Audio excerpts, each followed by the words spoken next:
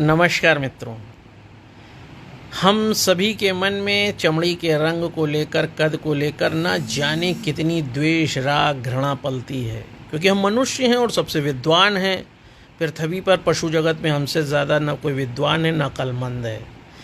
उसी मनुष्य ने पूरी पृथ्वी को जिन भौगोलिक आधार पर विभाजित किया, उसके आधार पर 46 गुणसूत्र वाले प्रत्येक मनुष्य, पृथ्वी पर जितने मनुष्य हैं सभी में 46 गुणसूत्र हैं। उस मनुष्य को 3 मुख्य प्रजातियों में बांट दिया है। एक को निग्रोइड कहा है। निग्रोइड को आप देखते होंगे, बहुत काले रंग के होते हैं और ये काले रंग वाले अफ्रीका में रहते हैं। और ये इसका काला रंग इसलिए होता है क्योंकि विषुवत रेखा के नज़दीक होने के कारण इनमें जो ओवा होता है फीमेल में, उसका फॉलिक एसिड अगर डायरेक्ट सन रेस पड़ेगी तो अल्ट्रावायलेट रेस के कारण या विकटित हो जाएंगे और वहाँ मानव जीवन संभव ही नहीं होगा। इसीलिए मेलेनिन उनमें बढ़ जाता है। लेकिन जैसे आप विषुवत रेखा से दूर होते हैं, यूरोपियन कंट्रीज़ में आते हैं, तो वहाँ गोरी चमड़ी वाले लोग मिलने लगते हैं, जिसे आप काकेसाइड कहते हैं।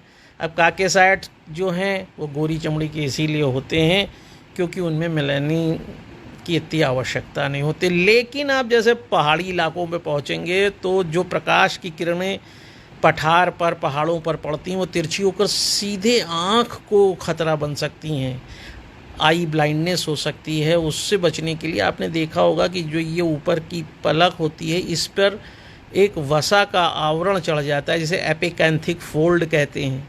इसीलिए इसे मंगोलियन आई कहते हैं, क्योंकि उनकी आँखें बंद रहती हैं।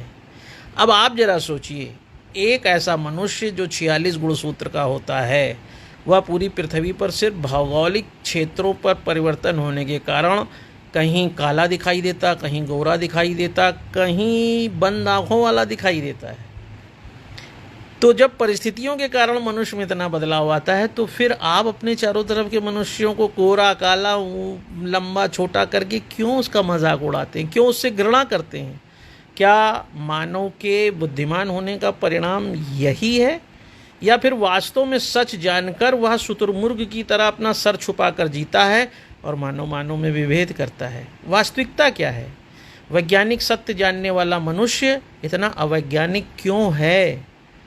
आप भी सोचिएगा और आलोक चांडिया को बताइएगा ज़रूर कि क्या वास्तव में हम स्वयं गलत रास्तों पे चल रहे हैं या हम कुछ जानते ही नहीं।